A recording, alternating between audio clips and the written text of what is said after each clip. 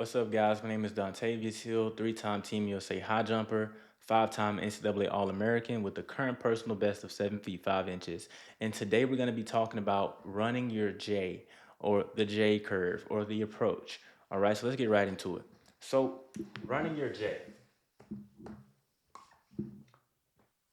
So, one thing about a lot of high jumpers, some of them just don't know how to approach properly, right?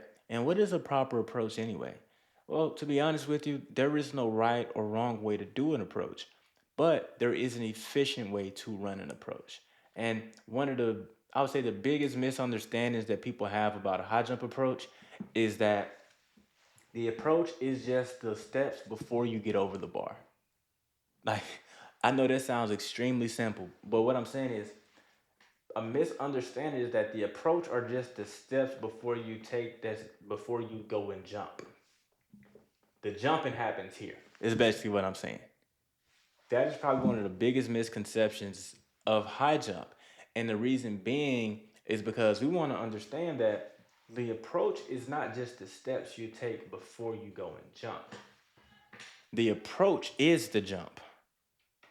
Let me repeat that. The approach is not the steps you take before you jump. The approach is the jump. What I mean by that is based off of how well you come through this turn and you approach this bar, that's going to determine what kind of jump you can put up. So we have to get out of this understanding of, or this misunderstanding that the approach are just the steps that we take before the jump. And if we just jump hard, we'll jump high. Not true, right? So what's one of the, I would say, the problems that we kind of see jumpers face when it comes to their high jump approach? So number one, athletes tend to cut their curve. They tend to cut their curve like sharp. They don't stay along the turn, they don't stay along the J, and they go straight into the pit. Now let's draw this even better. Athletes who tend to boom, boom. They don't stay along the out, like on this line. Say I'm gonna draw a dotted line of where they should be trying to stay on, right? And what happens is when an athlete cuts their curve, they lose the ability of this centripetal force that's going to throw them into rotation and launch them upward over this bar. This is also going to take them more straight ahead because they don't have that same centripetal force coming around this turn or this curve, which also makes jumpers either travel further along the bar or either just travel into the pit too quickly, right? Once again, cutting your curve is either going to make you travel along the bar longer, go into the pit too quickly, but most of all, it's going to stop you from being able to go up.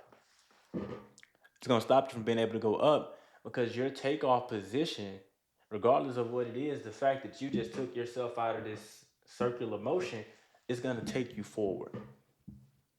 All right? Now, let's look at something else that athletes do when it comes to the J curve. So, another thing that athletes do when it comes to the J curve is they just robot the turn. They just they'll go around this J. They'll go around this J in this dotted line fashion. They'll run the curve, but they won't have any inward lean. Like if this is the inward lean, I'm just gonna draw baby arrows here because this is how much they're coming around. The only lean they have, because that's just the lean of them turning. They coming around barely. They got this much lean. We need to have this much lean. They come around like this. They're roboting the turn. They're stepping around the turn and they're moving their body like this. We want to lean and rotate around the turn basically like a pin. Like this is how we want to be planted, and we come around the turn like this. Boom. You see what I'm saying? This is how we want to be coming around the turn, straight like that. We don't want to just be standing upright and, you know, going around the turn. So we got to turn this baby lean into some big lean like this. Because that's going to throw us into that rotated position across that bar that we're trying to get to. Right? That we're trying to get to. So Question is, you know, what do we have to do to achieve the lean? Or what do we have to do to achieve the J path and achieve the ability to get that lean in the curve? Well, high jumpers, we have to do no other than practice our approach. Practice our approach with no bar. No bar. Why do you need a bar? So let's get into this. You do not need a bar. So most athletes, they're always trying to jump with a bungee, or bar. They never just have nothing up. You're gonna make the most progress in high jump when you don't have anything in the way. Because the truth of the matter is, high jump is 90% approach, 10% in the air. So you need to spend as much time as you can running these approaches up to this bar or up to this pit with no bar, so you can see what kind of heat you can bring, so you can see what kind of lean you can generate in your turn, so you can test your ability, right? And if you're not testing your ability in that sense, you're never gonna reap the full benefits of your ability to approach. So we have to work on our approach, all right? But high jumpers, parents, athletes, coaches, for our high jumpers, if you want to qualify for state, get D1 scholarships, make it to the collegiate level, break PR, school records, anything like that, just submit your high jump film below and I'll critique it for you.